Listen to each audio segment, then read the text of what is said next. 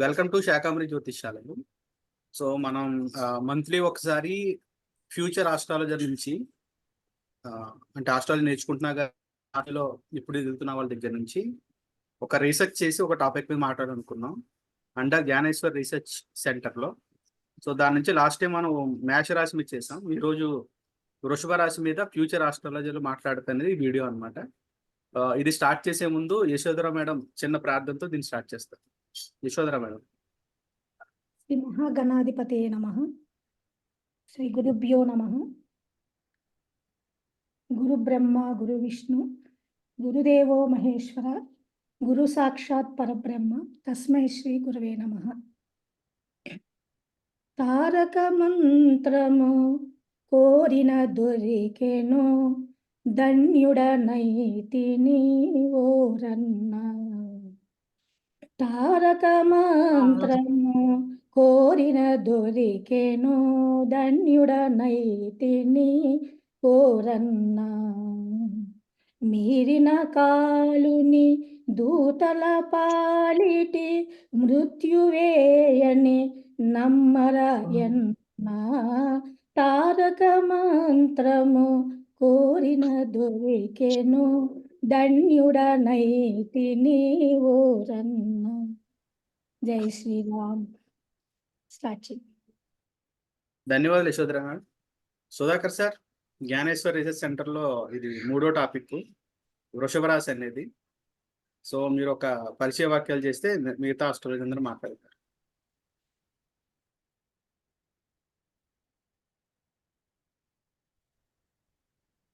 Gnaneshwar research centre విభాగంలో ఉన్నటువంటి జ్యోతిష్ పండితులకు అందరికీ కూడా స్వాగతం సుస్వాగతం. ఈరోజు జాతక చక్రంలో 12 స్థానాల్లో ఇది 2వ స్థానం అవుతున్నది వృషభ రాశి. కాలపురుష చక్రం నుంచి ఇది ముఖ భాగం వస్తుంది. ఈ వృషభ రాశి చాలా ప్రాధాన్యత చోటు చేసుకున్నటువంటి 12 గృహాలు. వృషభ రాశికి అధిపతి శుక్రుడు అవుతున్నాడు. శుక్రుడు మన జీవితంలోనే చాలా ప్రాముఖ్యత కలిగినటువంటి, ఎందుకంటే ప్రతి ఒక్కరూ అందమైనటువంటి జీవితం కావాలనుకుంటారు, సుఖప్రదమైనటువంటి జీవితం కావాలనుకుంటారు, ప్రేమ అనురాగాలు కావాల్సినటువంటి జీవితం కావాలి. అంటే ఇవన్నీ కూడా మనిషి జీవనానికి ఎంతో సుఖాన్ని ఇచ్చేటువంటి అంశాలు. ఈ అంశాలు లేకుండా మన జీవితంలో ప్రయాణం సాగించలేదు. ఈ అంశము ప్రతి ఒక్కరికి అవసరమే. కాలపురుష చక్రం నుండి ఇది 2వ స్థానం అయితే ధనాన్ని సూచిస్తూ ఉంది, కాలపురుషుని యొక్క వాక్కును సూచిస్తున్నది, కుటుంబ సభ్యులను సూచిస్తున్నది. అంటే మనం సంపాదించేటువంటి సంపాదన ఏ రకంగా ఉంటుంది, ఏ రకమైనటువంటి సంపాదన ఉంటుంది, ఆ సంపాదన మిగులుదల ఉందా, లేదా అప్పుల్లో ఉంటారా, లేకుంటే సేవింగ్స్ ఏమైనా పొదుపు ఏమైనా చేసుకోగలుగుతారా అనేటువంటిది కూడా మనకు 2nd హౌస్ తెలియజేస్తుంది. ఈ వృషభ రాశికి చిహ్నమైనటువంటి వృషభము, ఇది శివుని యొక్క వాహనంగా ఉంది. ఇది సృష్టికి ప్రధానమైనటువంటి బీజము. ఇక్కడే అంటే సృష్టిని సృష్టించడానికి స్త్రీ అవసరం. స్త్రీ రాశి ఇది. అయితే సృష్టిని సృష్టించడానికి వీర్యం కావాలి. అటువంటి వీర్యము కలిగినటువంటి, బలమైనటువంటి, పుష్టి కలిగినటువంటి, వీర్యం కలిగినటువంటి వాహనము వృషభము. ఈ వృషభం ప్రత్యేకత ఏంటంటే 3 కాళ్ళు ఉంటాయి, 2 తలలు ఉంటాయి, 7 చేతులు ఉంటాయి. అటువంటి వృషభం ఇది. వీర్య పుష్టి కలిగినటువంటి ఎద్దు. అటువంటి వాహనము శివునికి వాహనంగా ఉంటున్నది, వృషభ రాశికి చిహ్నంగా ఉంటున్నది. అంటే ఇది భూతత్వ రాశి, భూతత్వ రాశుల్లో ప్రథమ రాశి. ఇక్కడ భూమిని సూచిస్తుంది, అరణ్యాలను సూచిస్తూ ఉన్నది, కొండల్ని సూచిస్తూ ఉన్నది, అరణ్య ప్రాంతాలను సూచిస్తున్నది. ఈ భూమిలో గోధుమలు పండించవచ్చు, వరి పండించవచ్చు, పూల మొక్కలు, పూల జాతికి సంబంధించినటువంటి వాటిని పెంచవచ్చు, బార్లీ పండించవచ్చు. అటువంటి అరణ్య ప్రాంతం కలిగినటువంటిది వృషభ రాశి.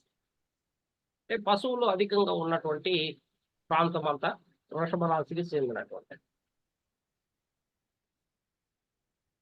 ఇది కేంద్రంగా చాలా బలమైనటువంటిది, స్థిరమైనటువంటి రాశి. కాబట్టి ఇది స్థిరమైనటువంటి రాశి కాబట్టి వీళ్ళు చలనం ఉండదు కదా. స్థిరమైనటువంటి బుద్ధి ఉంటుంది, అయితే చలనము ఉండదు.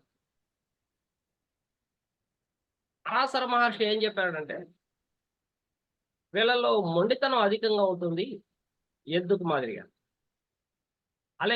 అదే విధంగానే బుద్ధి మాంద్యత ఉంటుంది, అంటే చురుకుతనం లోపం ఉంటుంది, సోమరితనం ఉంటుంది. స్థిరమైనటువంటి రాశి కాబట్టి, కదలైనటువంటి రాశి కాబట్టి వీళ్ళు చాలా మోటుగా ఉంటారు, బలమైనటువంటి శరీరం కలిగి ఉంటారు, విశాలమైనటువంటి వక్షస్థలం కలిగి ఉంటారు అని పరాశర మహర్షి చెప్పడం జరిగింది. అయితే వీళ్ళు ఎంత బలంగా ఉన్నా కూడా సరే, వీళ్ళు సరైనటువంటి వ్యాయామం చేయకపోవడం వల్ల ఏదైనా రోగం వచ్చిందంటే వీళ్ళు తట్టుకుని నిలబడేటువంటి శక్తి సామర్థ్యాలు మాత్రం ఉండవు. వీళ్ళు రోగాల బారిన పడితే కోలుకోవడం చాలా కష్టము, బాగా కృషించిపోతారు, కృషించినటువంటి శరీరం అవుతుంది అని పరాశర మహర్షి చెప్పడం జరిగింది. కాబట్టి క్రిమి కీటకాదులు, ఇక సూక్ష్మ క్రిములు, వైరస్లు, బ్యాక్టీరియాలు, వీటి నుండి రక్షణ పొందే విధంగా వీళ్ళు ఉండాలి, లేదా ప్రతిరోజు కూడా వ్యాయామం చేయాల్సినటువంటి అవసరం ఎంతైనా ఉంది. అంటే స్థిరమైనటువంటి రాశి కాబట్టి స్థిరమైనటువంటి బుద్ధి ఉంటుంది, వీళ్ళని ఎవరు మార్చలేరు. వీళ్ళని మార్చాలంటే సరైనటువంటి కారణం ఉండాలి. అంటే ఒక చోటు నుండి ఇంకో చోటికి కదిలించాలి అన్నా, వీళ్ళల్లో చలనం రావాలన్నా కూడా బలమైనటువంటి కారణం లేకుండా, బలమైనటువంటి మోటివేషన్ లేకుండా వీళ్ళని అక్కడి నుండి కదిలించలేము. భూతత్వ రాశుల్లో ప్రధానమైనటువంటి రాశి అయినటువంటి, సృష్టికి మూల కారణమైనటువంటి రాశి ఈ వృషభ రాశి. కేంద్రాల్లో బలంగా ఉంటుంది, దశమ రాశిగా అయితే ఇంకా బలమైనటువంటి రాశిగా చెప్పవచ్చు. అంటే బలం అధికంగా ఉంటుంది దశమం అయితే. ఇక్కడ సృష్టిని ఇక విస్తరింప చేయడానికి కావలసినటువంటి శక్తి సామర్థ్యాలు దొరుకుతాయి. భూమి మీదకి వచ్చేటువంటి, అంటే రకరకాల లోకాల నుండి వచ్చినటువంటి మనుషులకి స్వాగతం పలుకుతున్నటువంటి రాశి కూడా ఈ వృషభ రాశి. అందరికీ ఆహ్వానం పలికేటువంటి రాశి ఈ వృషభ రాశి. అంటే ఒక్కొక్కరు దేవలోకం నుంచి రావచ్చు, ఇంకొకరు నరకలోకం నుంచి రావచ్చు, ఇంకొకరు సత్యలోకం నుంచి రావచ్చు. అంటే రకరకాలైనటువంటి లోకాల నుండి రావచ్చు. భూలోకం, భూర్లోకం, సూర్లోకం, మహర్లోకం, జలలోకం, ఇలా ఉన్నాయి కదా లోకాలన్నీ. అతల వితల సుతల తలాతల రసాతల ఇలాంటి పాతాల లోకాల నుండి వచ్చినటువంటి వాళ్ళకి అందరికీ ఆహ్వానం పలికేటువంటి రాశి వృషభ రాశి. వాళ్ళకందరికీ కూడా కావాల్సినటువంటి వాటిని అందింపజేసేటువంటి రాశి. అంటే ఏం కావాలి వాళ్ళకి? వరి కావాలి, వరి పండించాలి. మరి పండిస్తారు. వీళ్ళు స్థిరంగా ఒక చోట ఉంటారు కాబట్టి వీళ్ళకి భూమి ఉంటుంది. వీళ్ళు పంటలు పండిస్తారు. వాళ్ళకి కావాల్సినటువంటిది సౌకర్యాలన్నిటిని కూడా అ- అందింపజేస్తారు. మేమున్నాం మీకు అని భరోసా ఇచ్చేటువంటి రాశి ఈ వృషభ రాశి అని మనం చెప్పుకోవచ్చు. కాబట్టి గోధుమలు, వరి, బార్లీ ఇవి లేకుండా మనం బ్రతకలేం. ఏ ఏ రాష్ట్రం అన్నా కావచ్చు, ఏ దేశం అన్నా కావచ్చు. వీటిలో ఏదో ఒకటి తినాల్సింది.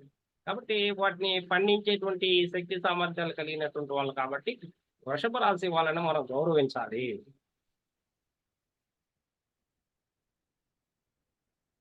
అందువలన ఎవరికైనా పిల్లలు లేకుండా ఉంటే వృషభ రాశి అనేది సంతానహీనం కలిగినటువంటి రాశి. అయితే సంతాన పుష్టి కలిగినటువంటి రాశి కూడా అవుతుంది. అంటే స్త్రీ సంతానం అధికంగా కలిగినటువంటి రాశి వృషభ రాశి. కాబట్టి ఎవరికైనా సంతానం లేకపోతే గోవుల్ని పూజించాలి అని చెప్పడానికి ప్రధానమైనటువంటి ఉద్దేశం ఇది. గో పూజ చేస్తే వాళ్ళకి సంతానం కలిగేటువంటి అవకాశం ఉంటుంది అనేసి చెప్పుకోవచ్చు.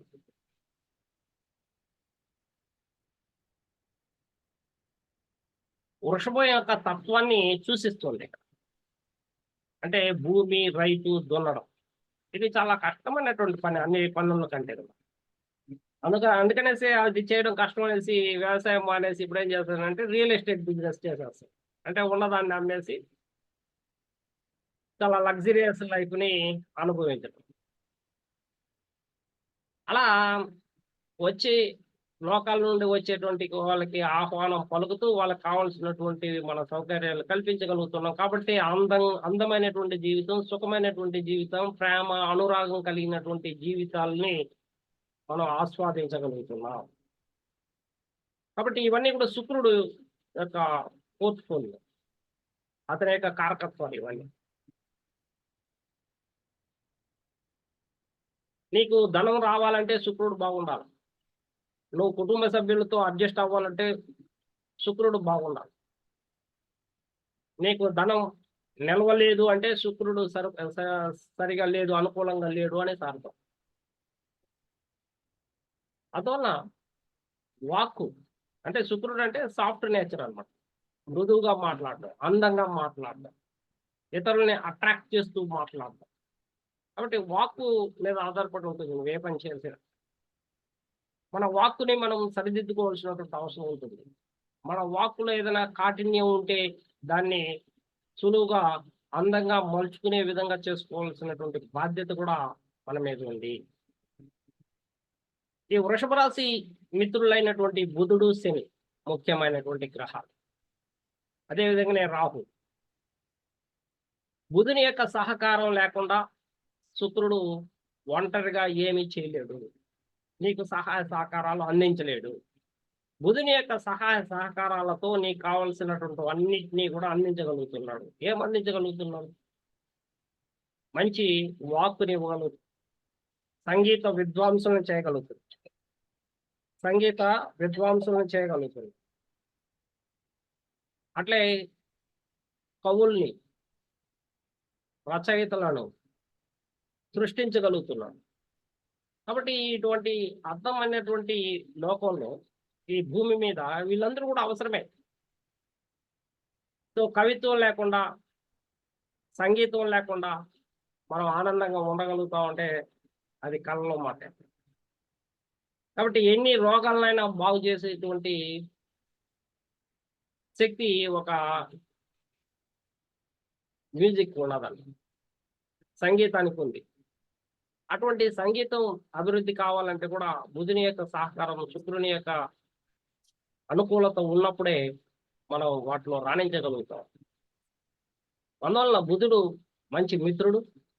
అతని సహకారంతో పిల్లలు పుట్టించడం కానీ, అతని సహకారంతో సంగీత వాయిద్య పరికరాల్లో నైపుణ్యత సాధించడం కానీ, స్పీచ్, పబ్లిక్ స్పీచ్ ఇవ్వడం, ఒక స్పీకర్గా, ఒక యాంకర్గా, ఒక రైటర్గా, ఒక సింగర్గా, సో అన్ని రకాలుగాను ఇతను ఒక గొప్ప నైపుణ్యాన్ని తీసుకురాగలుగుతాడు అనేది చెప్తూ ఉందంట. అదేవిధంగా తృతీయం అన్నటువంటి చంద్రుడు, అంటే కర్కాటకం అనేది తృతీయం అవుతుంది. వృషభ రాశికి. చంద్రుడు ఇక్కడ పాపి. అయితే చంద్రుడు ఇదే స్థానంలో ఉచ్చ స్థానాన్ని పొందుతున్నాడు. రోహిణి నక్షత్రం మీద ఉచ్చ స్థాయిని కలిగిస్తుంది. కాబట్టి ఇది బలమైనటువంటి అనుకూలతే. ఇక్కడ బలంగా ఉంటుంది చంద్రుడు. శుక్రుడు చంద్రుడు పాపి అనేసి మనం చెప్పుకున్నా కూడా, కానీ వాళ్ళ ఇద్దరి యొక్క కలయిక నీలో అందాన్ని, ఆనందాన్ని, అనురాగాన్ని, ప్రేమను పంచగలుగుతుంది. ఎందుకంటే ఇద్దరు కూడా సౌమ్య గ్రహాలు, సాఫ్ట్ నేచర్, ఇద్దరికీ కూడా ఈ రెండు అవసరమైనటువంటి లక్షణాలు. కాబట్టి కోరికల్ని కోరాలన్నా, ఆ కోరికల్ని సాధించాలన్నా కూడా మనం ఇక్కడ చంద్రుడు తృతీయాధిపతి యొక్క సహాయ సహకారాలు తీసుకుంటాడు. మరి చతుర్థాధిపతి అయినటువంటి రవి పితృకారకుడు అవుతున్నాడు. కాబట్టి తండ్రితో విభేదాలు ఉండొచ్చు. అయితే రాజరికానికి ఇది బాగుంటుంది. పాలిటిక్స్ లో ఉన్నటువంటి వాళ్ళకి ఇది బాగా అనుకూలంగా ఉంటుంది. రియల్ ఎస్టేట్ బిజినెస్ చేసేటువంటి వాళ్ళకి ఇది అనుకూలంగా ఉంటుంది. అయితే తండ్రితో కొంత విభేదాలు అయితే తప్పదు, కొంత అనారోగ్యం కలగడం అనేది తప్పదు, కొంత వివాదాలు ఉండేటువంటి అవకాశాలు అయితే లేకపోలేదు. అయితే రవి ఇక్కడ అనుకూలమైనటువంటి వృషభ రాశికి అనుకూలమైనటువంటి వాడు రవి. మరి అతని యొక్క సహాయంతో అధికారాన్ని చేజిక్కించుకోగలుగుతాడు. మరి వృషభ రాశికి షష్టాధిపతి కూడా శుక్రుడు అవుతున్న కారణంగా ఇతనికి ఏ అనారోగ్యం వచ్చినా తట్టుకొని నిలబడేటువంటి శక్తి సామర్థ్యాలు ఆలస్యంగా ఇచ్చే అవకాశాలు ఉంటాయి. మరి అదే వృషభ రాశికి సప్తమ స్థానం అయినటువంటి కుజుడు ఇక్కడ పాపి అవుతున్నాడు, సహజ పాపి. కాబట్టి భార్యాభర్తల మధ్య విభేదాలు, వివాదాలు, గందరగోళ పరిస్థితులు ఏర్పడేటువంటి అవకాశాలు ఉండేదానికి కారణము శుక్రుడి యొక్క కారకత్వాలు వేరు, కుజుని యొక్క కారకత్వాలు వేరు కావడమే.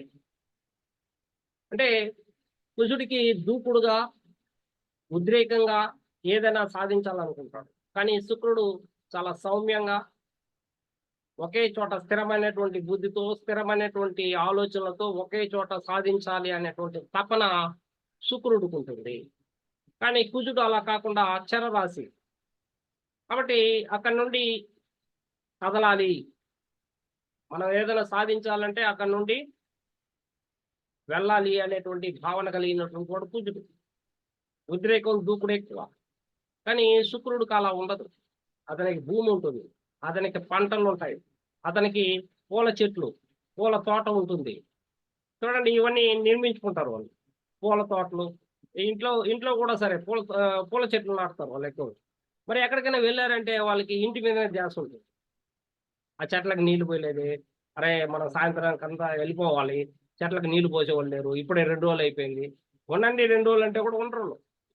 అంటే అలా ప్రేమని, అనురాగాన్ని వాళ్ళు పంచుకోవడానికి, పెంచుకోవడానికి ప్రధాన కారణం చెప్తున్నారు. అంటే వాళ్ళకి స్థిరమైనటువంటి బుద్ధి ఎందుకు వచ్చింది అంటే, వాళ్ళకి ఇలాంటి భూములు లేదా ఇల్లు అంటే చాలా ఇష్టం వాళ్ళకి. ఆ ఇంట్లో ఇటువంటివన్నీ అమర్చుకుంటారు. కాబట్టి వాటిని మళ్ళీ కేర్గా చూసుకోవాలి. ప్రతిరోజు కేర్గా చూసుకుంటేనే అవన్నీ బాగుంటాయి. కాబట్టి ఒక 2-3 రోజులు బయట ఉన్నా కూడా సరే వాళ్ళకి ఇంటి మీదనే కలవరం ఉంటుంది, లేదా పొలం ఉంటే పొలం మీద కలవరం ఉంటుంది, లేదా పశువులు ఉంటాయి, పశువుల మీద కలవరం ఉంటుంది, పెంపుడు జంతువులు ఉంటాయి, పెంపుడు జంతువుల మీద కలవరం అధికంగా ఉంటుంది. అందువలన వీళ్ళని ఎక్కడా మనం ఉంచలేము బలవంతంగా. వాళ్ళ ఇష్టం లేకుండా మనము ఏ పని కూడా చేయించలేము వాళ్ళ దగ్గర నుంచి, వృషభ రాశి అంటే. సో అటువంటి మొండి పట్టుదల కలిగినటువంటి రాశి అని కూడా చెప్పచ్చు. అంటే సోమరితనం ఉంటుంది, కానీ వీళ్ళు ఏదైనా వ్యాయామం కానీ చేయగలిగితే వీళ్ళ సోమరితనం పోయి చాలా చురుగ్గా ఉండేటువంటి అవకాశాలు ఉంటాయి. సో వ్యాయామం చేయకపోతే ఏదైనా రోగాల బారిన పడితే కోలుకోలేరు, చాలా నశించిపోతుంది శరీరం అంతా కూడా. అటువంటి పరిస్థితికి దిగజారిపోతారు వీళ్ళు. కాబట్టి ఎవరైతే అర్థం చేసుకొని వ్యాయామం ప్రతిరోజు చేయగలుగుతారు, వాళ్ళు ఆరోగ్యంగా ఉండగలుగుతారు, స్థిరమైనటువంటి బుద్ధిని కలిగి ఉంటారు, ఏదైనా సాధించేంత వరకు వదిలిపెట్టినటువంటి పట్టుదల వీళ్ళల్లో స్థిరంగా ఉంటుందని కూడా చెప్పచ్చు. కాబట్టి కుజుడు ఇక్కడ టూ మచ్ లవ్ని, టూ మచ్ అగ్రెసివ్ నేచర్ని, అంటే బలంగా ఎదుర్కొనేటువంటి శక్తిని కూడా కల్పిస్తున్నాడు. అందువల్ల ఇక్కడ శుక్రుడు చాలా ఇబ్బంది పడుతుంటాడు కుజుడు కూడా కలిసినప్పుడు. కానీ కొన్ని విషయాలకి చాలా అవసరం కుజుడు శుక్రుడు. కెమిస్ట్రీ, లవ్ కెమిస్ట్రీ బాగా బలపడుతుంది. ఇంకా కొన్ని ఎలక్ట్రికల్ డిపార్ట్మెంట్ లో పనిచేసేటువంటి వాళ్ళకి కుజుడు శుక్రుడు యొక్క కలయిక చాలా అందంగా ఉంటుంది, అనుకూలత బాగుంటుంది. అయితే గురువు ఇక్కడ అష్టమ భావాధిపతి, లాభాధిపతి అయినటువంటి గురువు ఇక్కడ పాపి అవుతుంది. అష్టమ భావాధిపతిగా గురువు ఉండడం వల్ల వీళ్ళ యొక్క ఆయుర్దాయం బాగుంటుంది అని చెప్పచ్చు. దీర్ఘాయుర్దాయం ఉండేటువంటి అవకాశం ఉంటుంది. శని కానీ గురువు కానీ ఉంటే దీర్ఘాయుష్యు అనేది ఎందుకు చెప్తామంటే, అష్టమాధిపతిగా వాళ్ళు ఉన్నప్పుడు వాళ్ళు దేన్నైనా విస్తరింపజేస్తారు, దేన్నైనా విస్తరింపజేసేటువంటి అవకాశము. కానీ ఇక్కడ శని ఆలస్యం చేసేటువంటి అవకాశం కాబట్టి ఆయుష్ పెరుగుతుంది. అది మనకు చేసేటటువంటిది నెగటివ్ అయినా అది మనకు అనుకూలంగా మారిపోతుంది. కాబట్టి గురువు ఇక్కడ ఆయుష్ స్థానంలో ఉన్నప్పుడు దాన్ని విస్తరింపజేస్తాడు, ఆయుష్ను పెంచుతాడు. ఆ విధంగా గురువు శని ఇద్దరు ఉన్నప్పుడు ఆయుష్ను పెంచుతాడని చెప్పాలి. సడన్ గా వచ్చేటువంటి ఏ సమస్యలకైనా గురువు ఇక్కడ జ్ఞానాన్ని నీకు ముందుగానే అందిస్తున్నాడు. ఆ జ్ఞానంతో మీరు సమస్యల్ని పరిష్కరించుకునేటువంటి దిశగా వెళ్ళచ్చు. మరి ధర్మ కర్మాధిపతిగా శని ఉన్నాడు, రాజయోగాధిపతి అంటారు శని ఇక్కడ వృషభ రాశి. చాలా మంచి చేస్తాడు. కాబట్టి దీర్ఘకాలికమైనటువంటి పనులకన్నిటికీ కూడా శని సహకరిస్తున్నాడు వృషభ రాశి వారికి. ఎలాగంటే దశమాధిపతి భాగ్యాధిపతి దశమాధిపతి. కాబట్టి అదృష్టం అంత తొందరగా ఇవ్వడు అనేది. చిన్న వయసులో బాగా కష్టపడాలి. ఎలా కష్టపడాలా? ఎద్దులాగా కష్టపడాలి. వయసులో ఉన్నావు కదా కష్టపడు అంటాడు శని. ఎందుకంటే భాగ్యాధిపతి మనకు లక్ని ఇవ్వాలా, అదృష్టాన్ని ఇవ్వాలా. కానీ ఎవడైనా ఆలస్యం చేస్తారు కాబట్టి ఇవ్వడు. ఎప్పుడైతే ఆలస్యం అవుతుందో అతను ఇంకా శ్రమపడి శరీరం కష్టం ఏంటో తెలుసుకునేటువంటి పరిస్థితిని కల్పిస్తాడు. శారీరక కష్టం ఉంటుంది. అందువల్ల వీళ్ళకి ఖచ్చితంగా భూములు ఉండాలా, పంటలు ఉండాలా, పూల మొక్కలు ఉండాలి వీళ్ళు ఉన్న చోట. అప్పుడే వీళ్ళు చాలా ప్రేమతో అనురాగంతో ఉండగలుగుతారు వీళ్ళు ఎక్కడున్నా సరే. ఇప్పుడు భూమిని పండించాలంటే 6 నెలలు పంటలు ఉన్నాయి, 3 నెలలు పంటలు ఉన్నాయి. అలా 6 నెలలకి 3 నెలలకి చూడండి, 6 నెలలు కష్టపడితే మళ్ళీ పంట చేతికి వస్తుంది, అప్పుడు డబ్బు వస్తుంది. ఇప్పుడు పెట్టి రేపటికి వచ్చేటువంటిది ఏమి లేదు చూడండి వీళ్ళు వృషభ రాశి. ఎందుకంటే భాగ్యాధిపతిగా శని ఉండడమే దానికి కారణం అవుతుంది. అంటే దశమాధిపతి కూడా శని కాబట్టి వీళ్ళు ఎక్కడైనా ఉద్యోగం చేయాలంటే చాలా లేట్ అవుతుంది. అగ్రికల్చర్ అయితే ఓకే, అగ్రికల్చర్ కాకుండా ఇంకేదైనా నేను జాబ్ చేసుకుంటాను అంటే చేసుకో. కానీ ఎలా ఇస్తాడంటే లేటుగానే ఇస్తాడు, తక్కువ జీతం ఇస్తాడు. ఎలాగైతే భూమి మీద నువ్వు కష్టపడేటప్పుడు ముందుగా నీకు కష్టము తర్వాత ఫలితం ఉంటుందో ఆ విధంగా ఇక్కడ ఉద్యోగం కూడా జీతం కూడా తక్కువ జీతంతో పనిచేయాలా, ఆ తర్వాతనే ఫలితాన్ని ఇచ్చే అవకాశాలు ఉంటాయి వృషభ రాశి వాళ్ళకి. సో లక్ అనేది ఆలస్యంగా వస్తుంది, ఉద్యోగం అనేది ఆలస్యంగా వస్తుంది, ఫైనాన్షియల్ గ్రోత్ కూడా 30-35 సంవత్సరాల తర్వాతనే అనేసి కూడా వీళ్ళకి తెలుసుకోవాలి. అందువల్ల చాలా దీర్ఘకాలికంగా 30 సంవత్సరాలకి నేను ఈ విధంగా అవ్వాలనుకుంటున్నాను, 30 సంవత్సరాల తర్వాత నేను ఈ విధంగా ఇండస్ట్రీని నిర్మించాలనుకుంటున్నాను, అలా ఊహించినారంటే, అలా ఆ దిశగా వీళ్ళు కష్టపడినారంటే ఖచ్చితంగా వీళ్ళు సాధిస్తారు. వీళ్ళు సాధించలేనిదంటే ఏం లేదు. అటువంటి గొప్ప ఉన్నతమైనటువంటి రాశి వృషభ రాశి అనేసి మనం చెప్పుకోవచ్చు. Thank you very much sir. Peddiraj sir, thank you. Over to Peddiraj sir. Okay.